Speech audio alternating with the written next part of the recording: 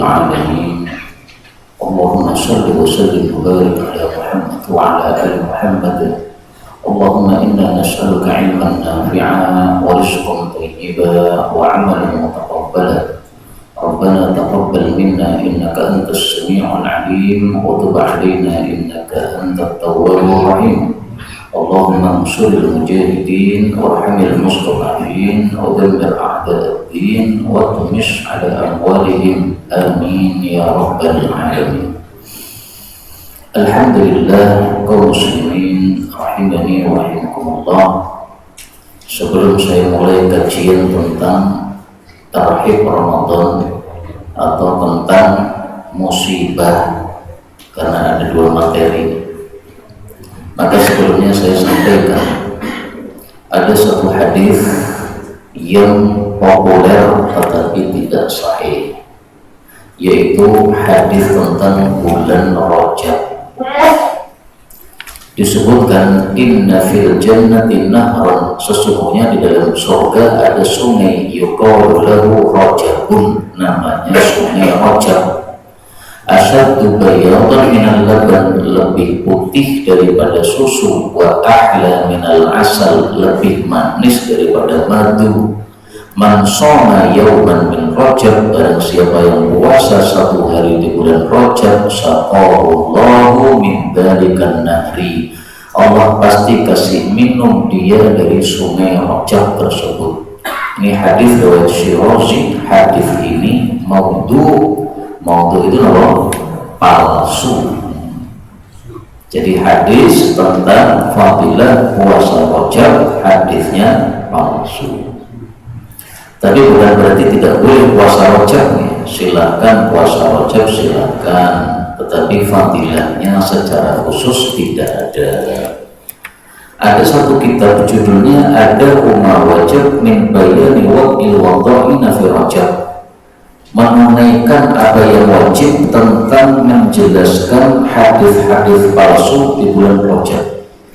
Nah, di dalam kitab ini beliau menukil penjelasan Syekh Ansari, Syekhul Khurasan, bahwasanya beliau mengatakan masahan, tidak ada yang sahih fi fadli Rajab, tentang fadilah bulan Rajab, wa fi siyamihi, tidak ada yang sahih tentang puasa Rajab, an Rasulillah sallallahu alaihi wasallam syai', satu pun hadis dari Nabi tidak ada yang sahih.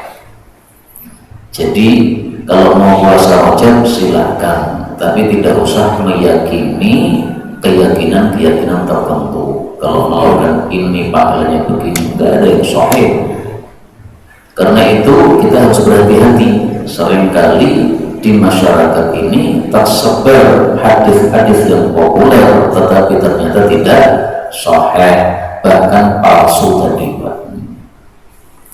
Salah satu hadis yang populer di masyarakat tetapi tidak sahih juga adalah apa yang diriwayatkan oleh Imam Tirmidzi, as-salamu qabla al-kalam. As-salam, salam diucapkan qabla al-kalam, sebelum mulai bicara. Ini hadis riwayat Tirmidzi, derajatnya dhaif, bahkan kata Syekh Albani palsu ini. Karena itu tadi saya tidak memulai kajian dengan salam, tidak usah heran, Pak, karena saya mengikuti pendapat yang mengatakan hadis ini derajatnya apa? Dhaif. Jadi bukan karena wah Ustaz lali orang salam, bukan lali, memang sengaja. Tapi tadi saya sudah salam, Pak, pas masuk masjid salam saya. Kemudian pas mau melewati para jamaah salam gitu. Karena awal ketemu itu sunahnya mengucapkan salam. Dan kalau awal majelis begini, tidak ada sunnahnya mengucapkan salam. Nah, tapi banyak ustaz-ustaz yang memulai pembicaraan dengan salam, ya nggak apa-apa. Tapi ini tadi hadisnya derajatnya apa? Dhaif. Jadi memang para ulama fikih itu ada yang pakai hadis dhaif, tapi ada juga yang tidak pakai. Nah, saya mengikuti pendapat yang tidak pakai karena hadisnya dhaif. Kalau naik mimbar salam malah ada dalilnya, Pak.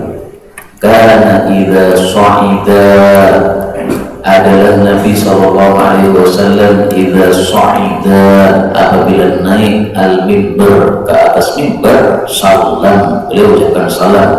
Hadis riwayat Ibnu Majah, derajatnya sahih. Nah, maka naik mimbar, assalamualaikum. Tapi kalau mau bicara seperti ini tidak harus assalamualaikum. Jelas ya? Baik, ini sebagai mukadimah saja. Kemudian tadi beliau Pak Takmir mengatakan materinya tentang Ramadan. Saya kemarin diberitahu materinya tentang Ramadan, kemudian diberitahu lagi diubah materinya tentang musibah. Ya sudah, berarti digabung saja. Adapun Ramadan, maka Allah menyebutkan di dalam Al-Quran surat Al-Baqarah ayat 185. Nah, monggo kita baca bersama-sama. Kan tertulis nanti. Nah, monggo. A'udzu billahi minasy syaithanir rajim. Syahrul Ramadan alladzi unzila fihi al-Qur'an hudan lin-nasi wa bayyinatin minal huda wal furqan. فمن شهد منكم الشهر فليصم ومن كان مريضا أو على سفر فعدة من أيام أخر يريد الله بكم اليسر ولا يريد بكم العسر ولتكملوا العدة ولتكبروا الله على ما هداكم ولعلكم تشكرون. Sudah apa belum Pak?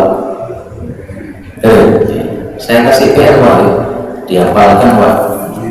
Bulan Ramadan bulan yang paling mulia. Ayatnya cuma satu, ayat 185. Ya setelahnya juga masih bicara tentang Ramadan, tapi yang menyebut kata Ramadan cuma satu ayat ini. Bulan Ramadan adalah bulan yang diturunkan padanya Al-Quran. Muncul pertanyaan, bukannya Quran itu kan turunnya sedikit demi sedikit, kadang Ramadan, kadang Syawal, kadang Dzulqa'dah, kadang Dzulhijjah, betul. Tetapi yang dimaksud di sini adalah turun satu kali kejap, 30 juz dari Lauhul Mahfuz ke langit dunia. Di situ ada Baitul Izzah. Baitul Izzah itu Ka'bah di langit dunia. Nah itu turunnya langsung 30 juz itu pada bulan Ramadan. Tapi kalau dari Baitul Izzah ke bumi, nah ini turunnya tidak harus di bulan Ramadan, kadang Ramadan, kadang Syawal, yang tergantung kondisinya. Hudan linnas sebagai petunjuk untuk manusia, berarti semua manusia, Yahudi, Nasrani, Hindu, Buddha, itu semuanya kalau ingin petunjuk pakai Quran. Maka petunjuk Quran ini bukan hanya untuk orang beriman, tapi linnas, untuk semua manusia. Nah, manusia ini mencakup semua agama. Sehingga kalau agama-agama itu tidak mau pakai Quran, pasti tersesat. Hindu mau dapat hidayah pakai Quran, Nasrani mau dapat hidayah pakai Quran. Mereka tidak mau pakai Quran, maunya selamat Natal, kelahiran Tuhan, ya sesat. Makanya umat Islam tidak boleh ikut-ikutan mengucapkan selamat Natal, haram Pak.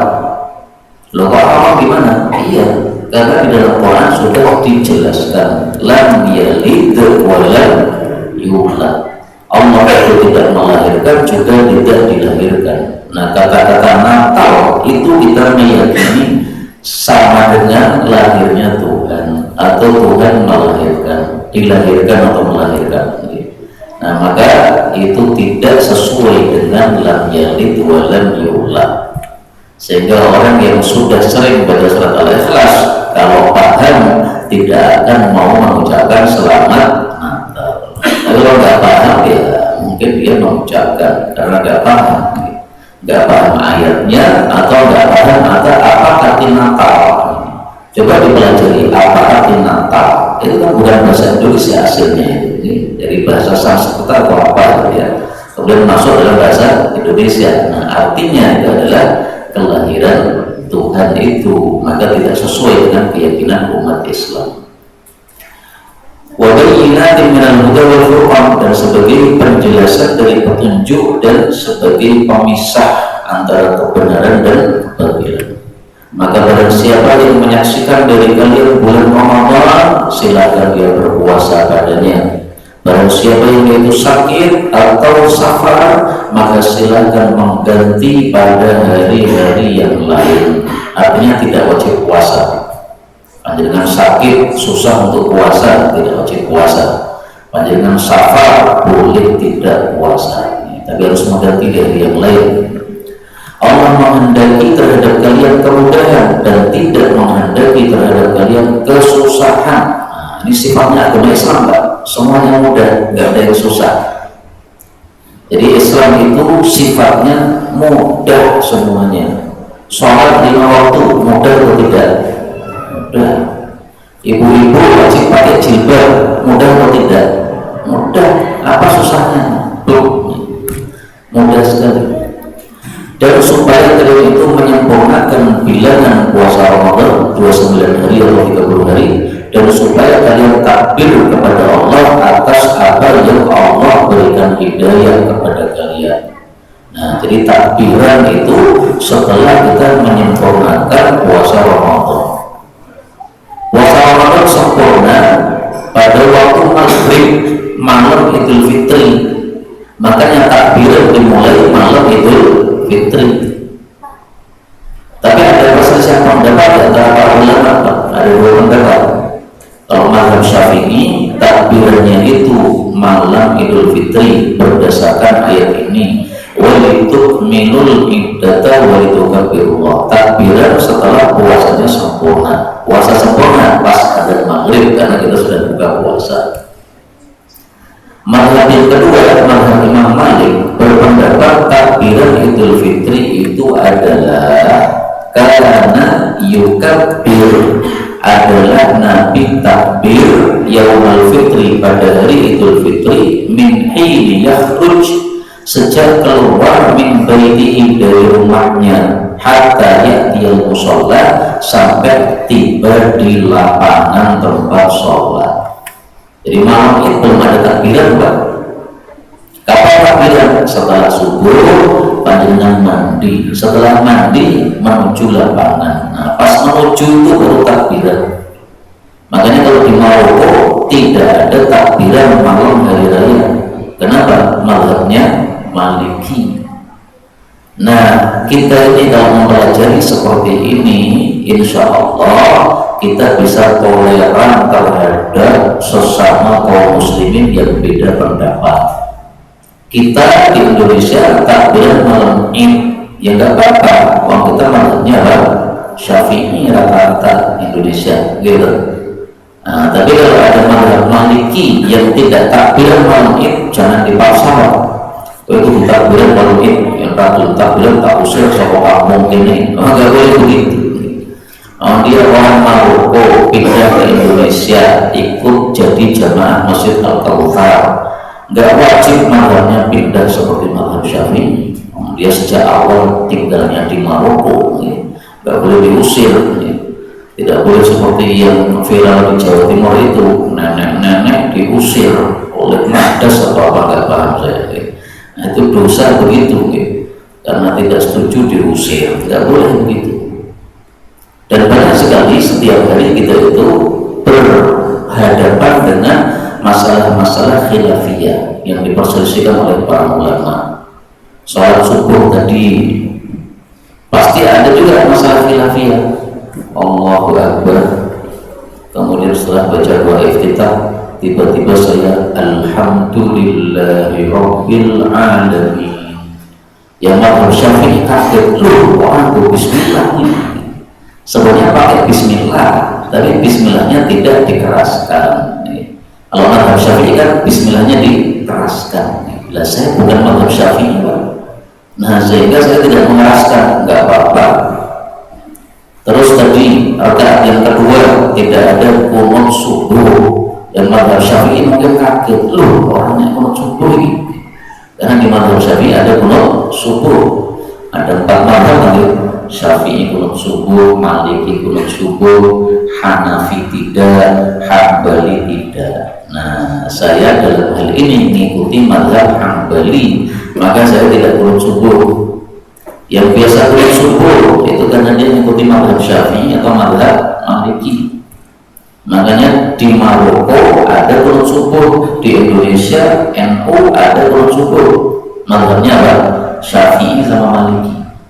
Di Saudi nggak ada kunut subuh, Hambali. Di Pakistan nggak ada kunut subuh, mazhabnya Hanafi. Nah, maka karena perbedaan mazhab ini sehingga para ulama berselisih pendapat, kita tidak usah bertengkar bahwa ini hanya masalah khilafiyah ya. Yang penting masing-masing punya dasar, selesai. Demikian juga ada subuh tadi Pak. Ada subuh tadi kalau mazhab Syafi'i kan as-salatu khairum minan naum gitu. Tapi kalau selain mazhab Syafi'i tidak pakai as-salatu khairum minan naum. As-salatu khairum minan naum itu ada jam 3 malam. Pas membangunkan orang untuk tahajud, itu as-salatu khairum minan naum.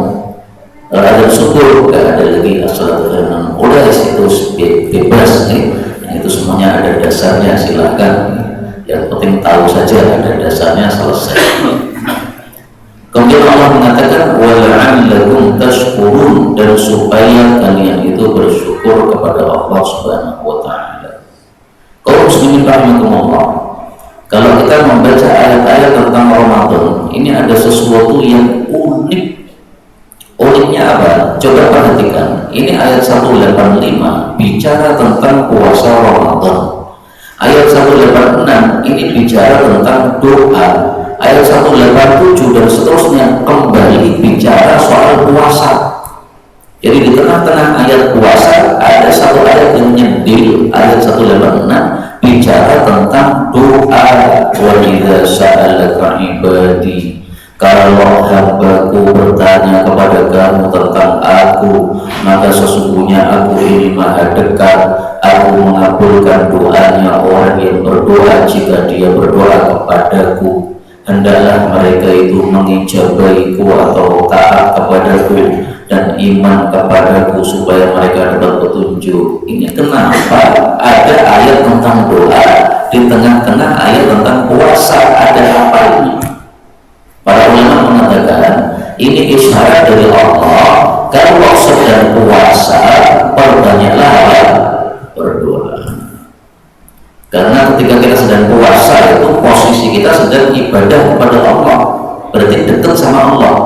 Orang yang sedang dekat sama Allah itu kalau berdoa mustajab. Sering itu ada orang tanya kepada saya lewat WA, boleh nggak usah puasa karena anak saya ujian belum lulus. Nah itu sebenarnya salah paham itu. Bukan puasa karena ujian, salah. Tapi puasa kemudian doa supaya doanya mustajab, itu maksudnya. Jadi misalnya hari Senin anak kita ujian, pengen supaya anak kita lulus, bukan puasanya tapi doanya orang yang puasa, gitu loh. Jadi Senin kita puasa padahal biasanya tidak pernah puasa. Kenapa ini Pak kok puasa? Ini karena anak saya lagi ujian ini. Saya ingin berdoa supaya doa saya mustajab, saya puasa. Silakan, gak apa-apa. Ada dalilnya, ada. Mari kita lihat. Wa da'watus shaim. Salasu da'awatin, ada 3 doa la turaddu, yang tidak ditolak. Nah, ingat-ingat nih Pak. 3 doa tidak ditolak. Yang pertama da'watul walid li waladi, doanya orang tua kepada anak, ini tidak ditolak. Karena itu tolong setiap hari kita doakan anak-anak kita. Doanya apa? Raisamu bingung. Oh sudah ada di Quran. Rabbana hablana min azwajina wa dzurriyyatina qurrata a'yun waj'alna lil muttaqina imama. Surat Al-Furqan ayat 74. Yang belum hafal nanti dilihat di sana. Yang sudah hafal sudah silakan baca setiap hari. Ini mendoakan anak-anak kita dan cucu-cucu kita dan cici-cici itu sampai ke bawah, juga mendoakan suami dan istri kita. Ini penting sekali dibaca setiap hari Pak. Terus yang kedua, wadah wa shaim, doanya orang puasa, ini mustajab. Yang ketiga, wada'ul musafir, doanya orang musafir ini mustajab. Diriwayatkan oleh Imam Diya, berarti sahih hadisnya. Karena Imam Diya ini dia menulis satu kitab 10 jilid, judulnya Ahadits Mukhtarah, hadis-hadis pilihan. Isinya semuanya hadis yang sahih. Hadis yang dhaif beliau tidak sebutkan di dalam kitabnya ini. Nah, maka ketika sedang puasa silakan perbanyak doa. Itulah sebabnya Allah mengatakan wa idza sa'alaka ibadi. Ini ayat tentang doa disebutkan di tengah-tengah ayat tentang puasa. Tapi ini cukup untuk materi puasa Ramadan. Sekarang kita buka materi yang dibagikan, yaitu tentang apa? Musibah. Lah kenapa bicara tentang musibah? Ya mungkin karena baru-baru ini ada musibah yang viral, banjir di Sumatera, gitu. Ayat-ayat tentang musibah. Nah itu mungkin sebabnya kemarin ada yang meminta pembicaraan tentang musibah. Kalau muslimin rahimahullah, ayat-ayat tentang musibah ini banyak sekali. Tidak hanya yang dicantumkan di buku itu, tidak, banyak sekali Pak. Ini mana file saya ini? Nah ini bahasa Arab ternyata. Ini dicari pakai bahasa Indonesia nggak muncul. Ayatul musibah, ayat-ayat tentang musibah. Yang paling populer ini adalah surat Baqarah ayat 155 156. Ini tertulis 157 salah ya. Ini 156. Baik, ini kita baca dulu Pak. Monggo. Bismillahirrahmanirrahim. Wa basyiris sabirin alladzina idza asabatuhum musibatun qalu inna lillahi wa inna ilaihi raji'un. Wa basyir, dan berilah kabar gembira as-sabirin, kepada orang-orang yang sabar. Siapa orang-orang yang sabar? Mereka adalah alladzina, orang-orang yang idza apabila asabatuhum, menimpa mereka musibatun, musibah apapun, kalau mereka mengucapkan inna lillahi, sesungguhnya kita milik Allah, wa inna, dan sesungguhnya kita ilaihi, hanya kepada Allah, raji'un, akan kembali. Jadi kalau ada musibah kita disuruh sabar. Hidup itu kan cuma dua macam Pak. Ada kalanya menyenangkan, ada kalanya tidak menyenangkan. Yang menyenangkan itu disebut nikmat, yang tidak menyenangkan disebut musibah. Jadi kemungkinan hidup itu cuma dua, nikmat atau musibah. Kalau nikmat kita disuruh syukur, kalau musibah kita disuruh sabar. Makanya dua sifat ini, syukur sama sabar, ini sering digabungkan oleh Allah dalam Al-Quran. Sabarin syakur. Nah, ini sampai ada 4 ayat lah. Inna fi dzalika laayatil likulli sabarin syakur. Surat Ibrahim ayat 5, Surat Luqman ayat 31, Surat Sabar ayat 19, Surat Surah ayat 33. Sabarin, selalu sabar, syakur, selalu syukur. Kenapa dua sifat digabungkan? Karena kehidupan itu selalu itu. Kalau tidak menyenangkan ya berarti tidak menyenangkan. Yang menyenangkan itu disebut nikmat, kita harus syukur. Yang tidak menyenangkan disebut musibah, kita harus sabar. Makanya di sini Allah katakan musibatun, ada tanwin di dalam bahasa Arab.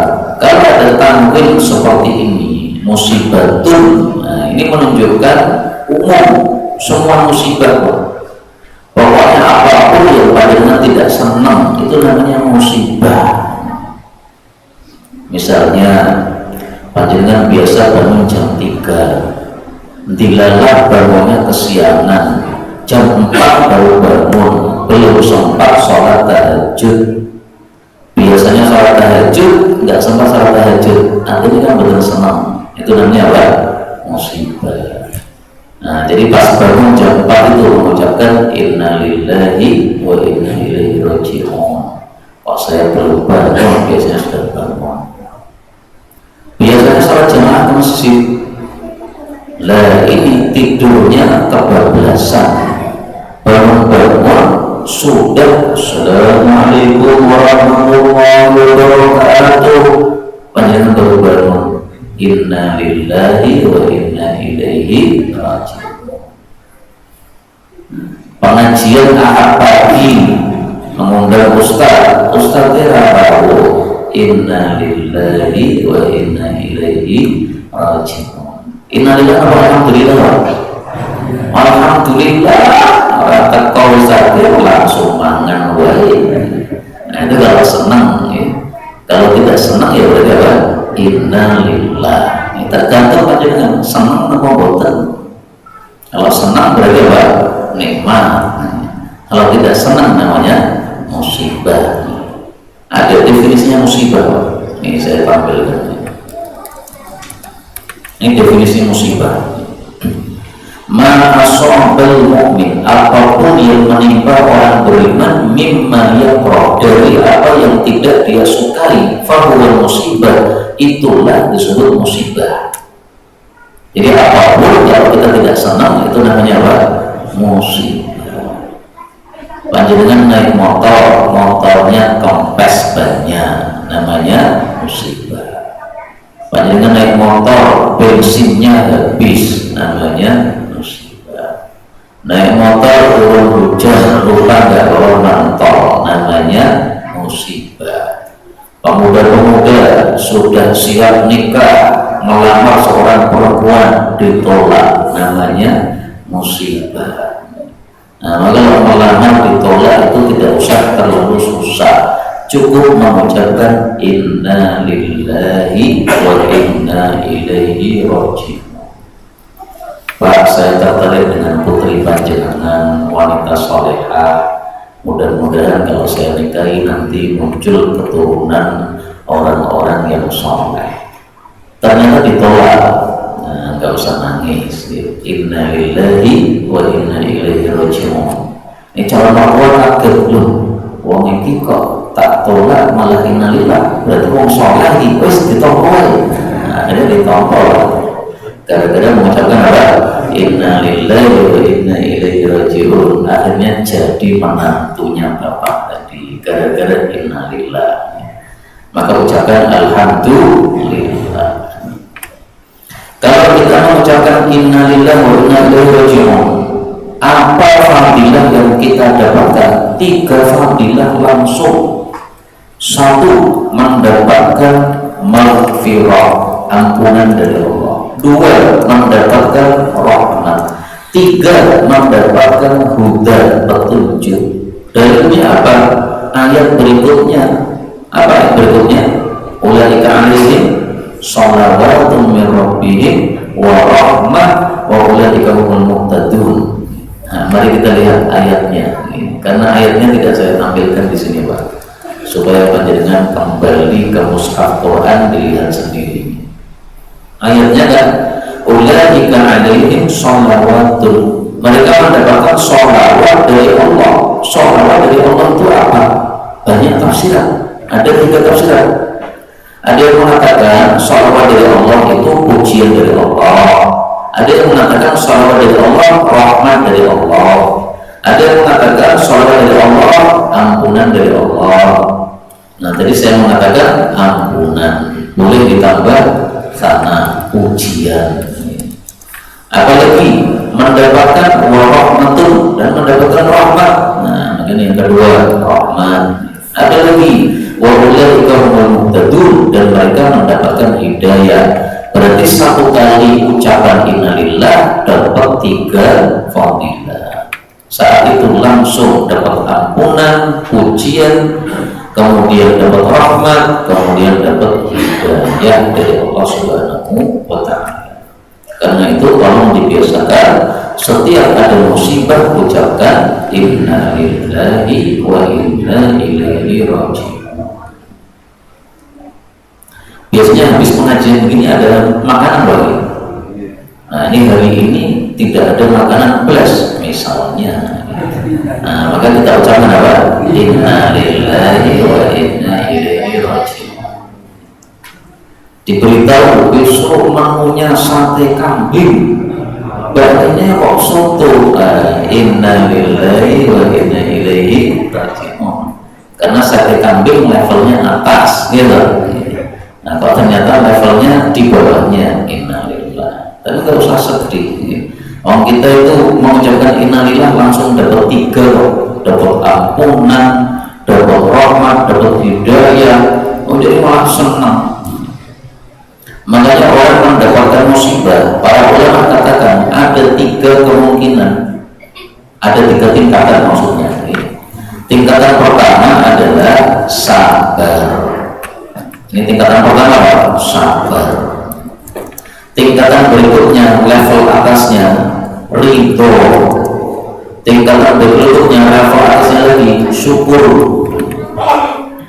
Panjenengan dapat musibah, ngelus dodro, innalillahi sabar.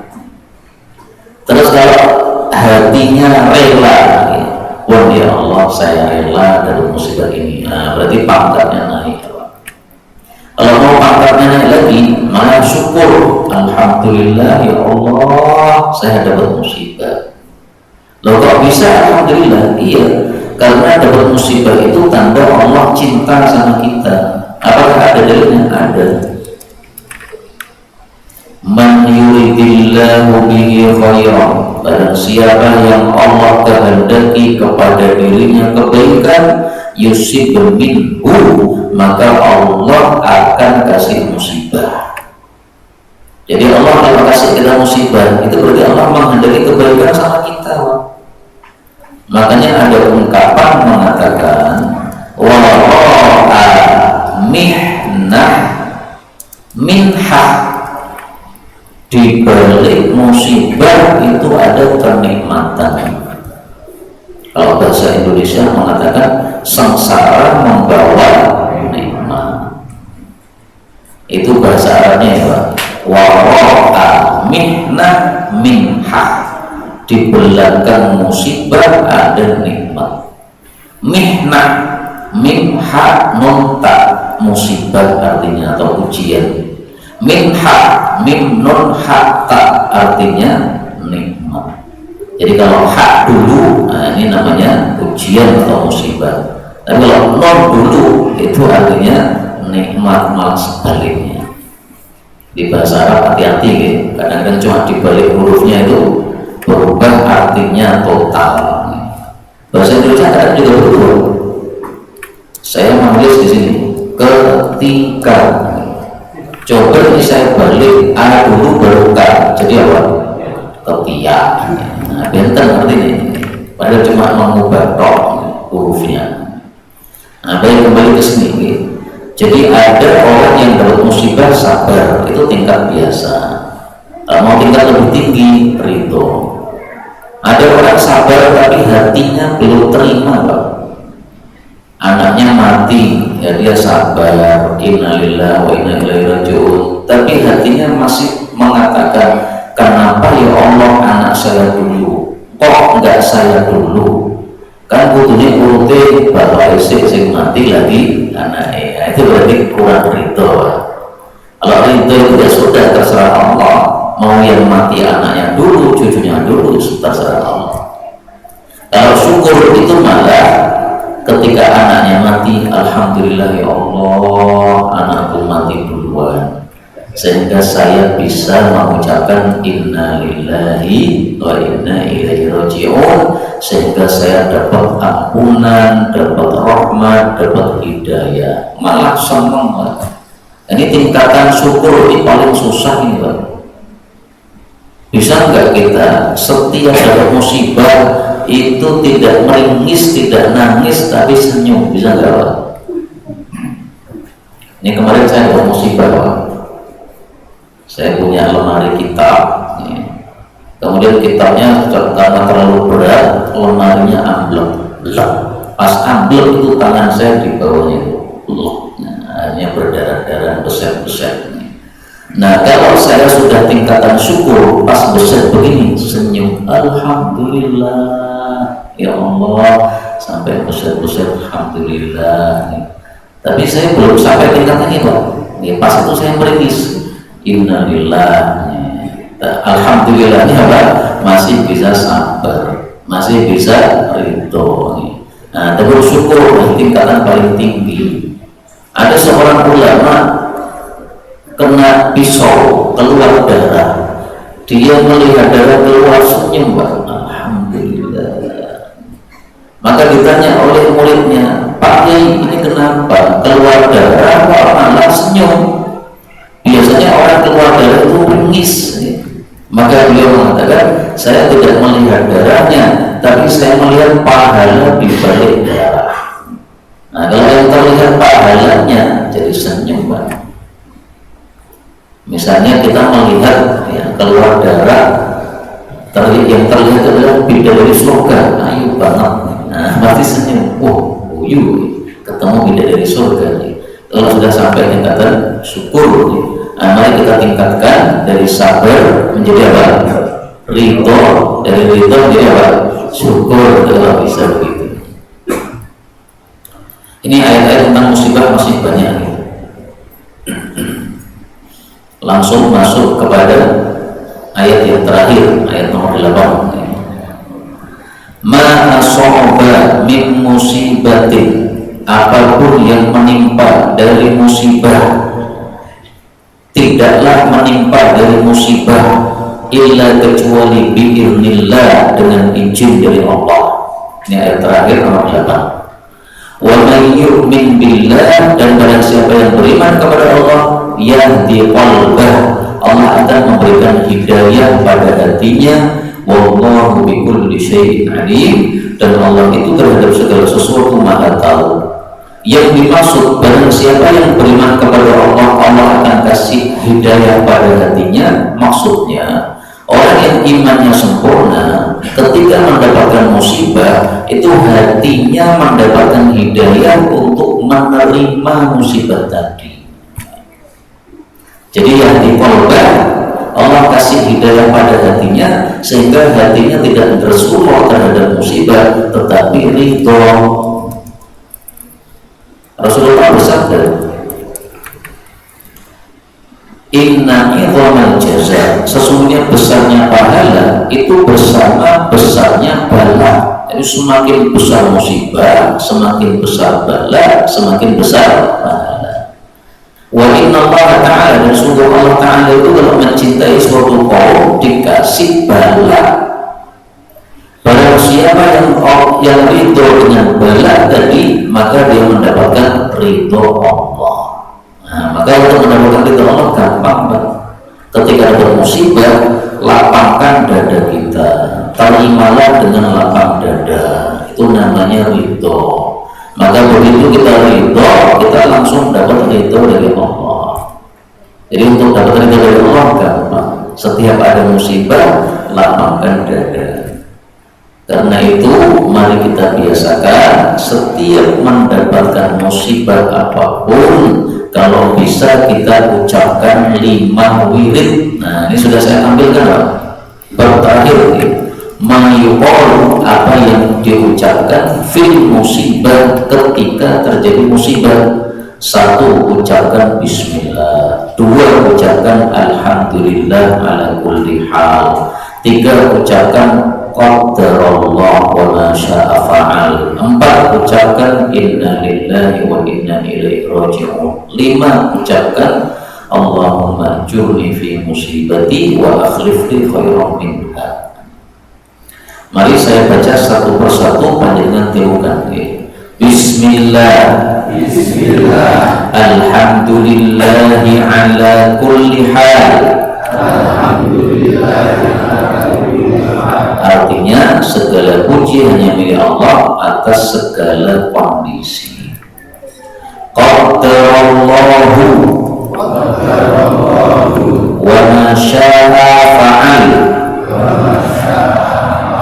Artinya Allah sudah mentakdirkan, dan apa yang Allah kehendaki pasti Dia lakukan. Inna lillahi wa inna ilaihi raji'un.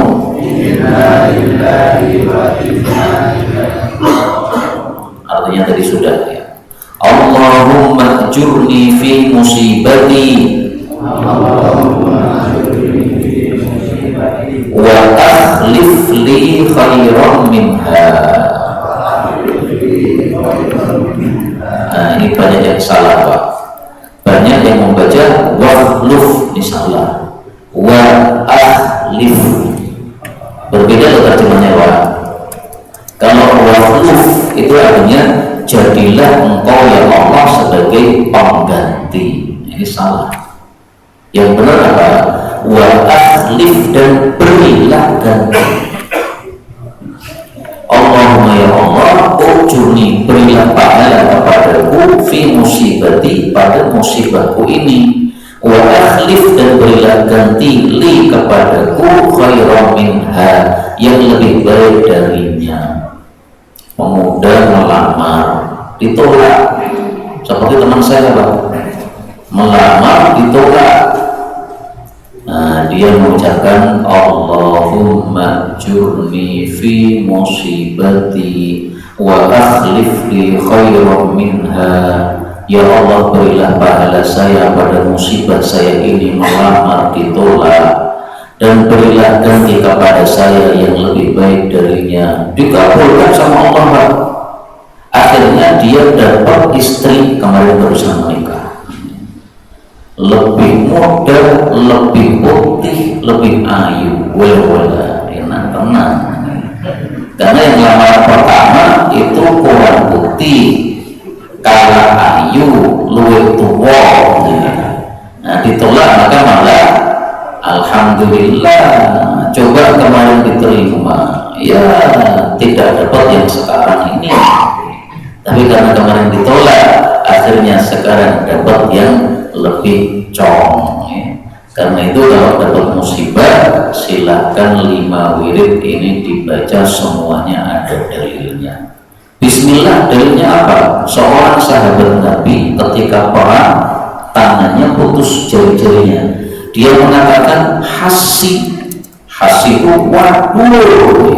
waduhnya orang Arab. Maka Nabi bersabda, seandainya jari-jarimu ketika merokok, kemudian kamu mengucapkan bismillah, kamu diangkat oleh malaikat sampai ke langit, sampai semua orang bisa melihat. Maka bismillah diucapkan ketika dapat musibah. Alhamdulillah ala kulli hal, ini kebiasaan Nabi. Kalau dapat sesuatu berita yang tidak mengenakan, beliau ucapkan alhamdulillah ala kulli hal. Seandainya alhamdulillah toh, ya nggak apa-apa. Ada orang anaknya mati, Allah tanya kepada malaikat, ini anaknya mati? Iya. Apa yang dia ucapkan?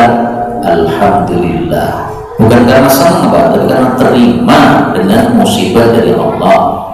Maka Allah mengatakan, kalau begitu hamba saya ini silakan dibuatkan istana, ubnu lahu baitan fil jannah, buatkan istana dalam surga, wasamuhu baital hamdi, namanya rumah pujian, karena dia mengucapkan alhamdulillah dan innalillah ketika anaknya mati. Hadis riwayat Tirmidzi, derajatnya hasan.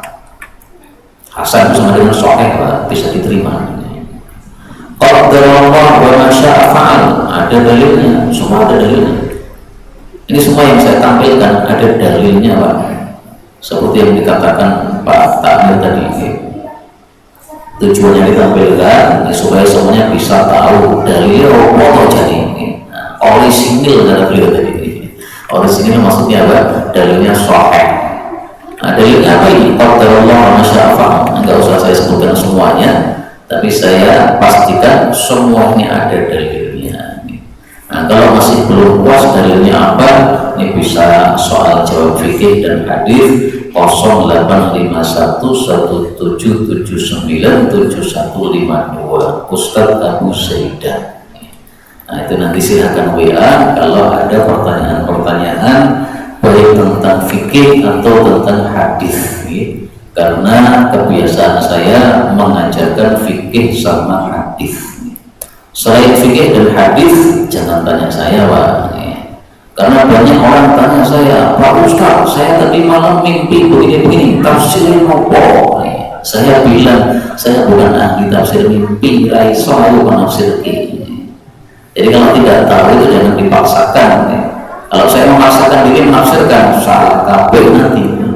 Itu sama dengan saya disuruh untuk menggarap giginya orang sakit gigi, padahal saya bukan sakit gigi, Pak. Saya punya palu, nah, nanti tak palu rusak kabeh begini, nggak pas, ya. Nah, maka kepakaran atau kebiasaan saya bahasnya fikih sama hadis. Kalau hadis insya Allah paham, ya. Ini hadisnya derajatnya apa, sahih atau dhaif. Karena katanya mau ceramah, nah, hati-hati kalau mau ceramah itu diyakinkan dulu ini yang mau disampaikan hadisnya sahih atau dhaif. Kalau sahih silahkan disampaikan, kalau dhaif hati-hati, ya. Nanti menyebarkan hadis dhaif, akhirnya di masyarakat terjadi amalan-amalan yang bid'ah, khawatirnya begitu, ya. Nah, maka sebelum menyampaikan diyakinkan dulu ini hadisnya sahih atau tidak. Nah demikian juga masalah fikih, insya Allah, ya, banyak saya tahu karena setiap harinya mempelajari masalah fikih sama hadis ini. Ini yang dapat saya sampaikan, karena tidak ada pesan dari takmir dibuka soal jawab. Nah maka silahkan kalau ada soal jawab baik yang berkaitan dengan tema maupun secara bebas, ya, dipersilahkan kalau ada.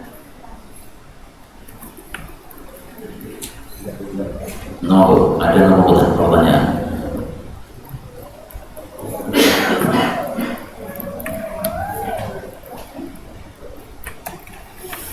Kayaknya jamaah sini tidak suka bertanya.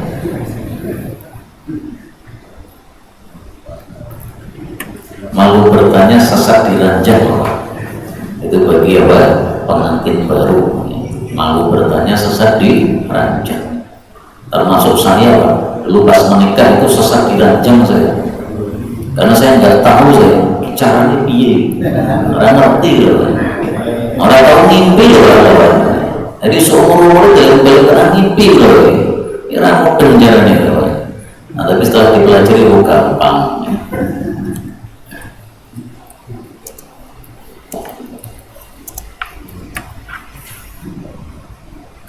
Monggo, gak ada yang bertanya, Pak? Kalau nggak ada yang bertanya, saya bertanya loh, Pak. Saya bertanya begini dan harus dijawab, ya. Harus dijawab. Yang terjadi di Aceh, Sumatera, banjir bandang itu musibah atau nikmat? Musibah apa nikmat? Musibah. Kenapa disebut musibah? Karena tidak mengenakan. Tetapi ada di antara mereka yang hanyut kemudian mati dan dia seorang muslim. Sementara orang muslim kalau mati hanyut itu matinya mati syahid, berarti pahalanya besar. Nikmat atau bukan? Nikmat. Berarti banjir itu mengandung musibah tapi juga mengandung nikmat. Itu kan. Jadi tidak musibah murni, ya musibah ada, tapi nikmatnya juga ada. Makanya tadi ucapan tadi jangan dilupakan apa? Waro'a mihnah minha, di balik musibah ada nikmat. Ini kalau kita setiap mendapatkan musibah kita cari nikmatnya, insya Allah longgar hatinya, Pak. Dapat musibah apa ya kira-kira hikmahnya ini? Seperti teman saya tadi melamar ditolak, musibah mungkin. Nah, dia cari apa ya kira-kira hikmahnya Allah menjadikan saya ini lamaranku kok ditolak. Ternyata dapat lebih enom, lebih ayu, lebih putih. Nah, berarti itu minhahnya di situ. Minhah adalah nikmat. Apa dalilnya? Orang mati mati tenggelam itu syahid. Nah ini Pak, Rasulullah Shallallahu Alaihi Wasallam bersabda, at-ta'nu ditusuk oleh musuh perang. Ya. Kalau dulu ditusuk dengan pedang, kalau sekarang ya dibom atau apa. Wal-ta'nu dan mati karena wabah penyakit. Wal-hadmu dan mati karena tertimbun. Ya. Seperti yang di Sidoarjo pesantren tertimbun sedang sholat asar, mati tertimbun, mati syahid semua itu. Wa usabu dimakan singo, ya, dimakan binatang buas. Wal qor dan mati tenggelam. Wal haraq dan mati terbakar. Wal batn mati sakit perut. Wal gatul jambi mati paru-paru, sakit paru-paru. Syahadatun, semua itu mati syahid. Jadi ada berapa mati syahid Pak? Coba kita hitung ya. Ditusuk musuh 1, wabah penyakit 2, tertimbun termasuk tabrakan 3, dimakan binatang buas 4, tenggelam 5, terbakar 6, sakit perut 7, sakit paru-paru berapa jadinya? 8. Mati syahid ada 8. Pilih putih jenengan Pak? Pilih mati sing penak tapi nanti dihitung mati syahid ya. Mati yang penak tapi nanti besok di akhirat termasuk kelompok yang mati syahid. Apa bisa? Bisa. Caranya gimana? Ini man sa'alallaha, barang siapa yang minta kepada Allah asyhadata, mati syahid, mintanya dengan sungguh-sungguh, maka Allah sampaikan dia pada derajatnya orang-orang mati syahid meskipun matinya di atas tempat tidur. Karena sudah minta sama Allah, akhirnya matinya termasuk mati syahid ya. Jadi maksudnya di akhirat besok dikelompokkan termasuk orang-orang yang mati syahid. Karena besok di akhirat itu dikelompok-kelompok. Ada kelompok yang mati syahid, ada kelompok para ulama, ada kelompok para perampok, ada kelompok para koruptor. Itu semuanya dikelompok-kelompokkan. Yang mudah-mudahan kita semua ini dikelompokkan dalam kelompok orang-orang baik besok di akhirat, masuk surga tanpa hisab, tanpa adab. Amin ya rabbal alamin. Subhanallahumma rabbana bihamdika asyhadu an la ilaha illa anta astaghfiruka wa atubu ilaik. Walhamdulillahi rabbil alamin.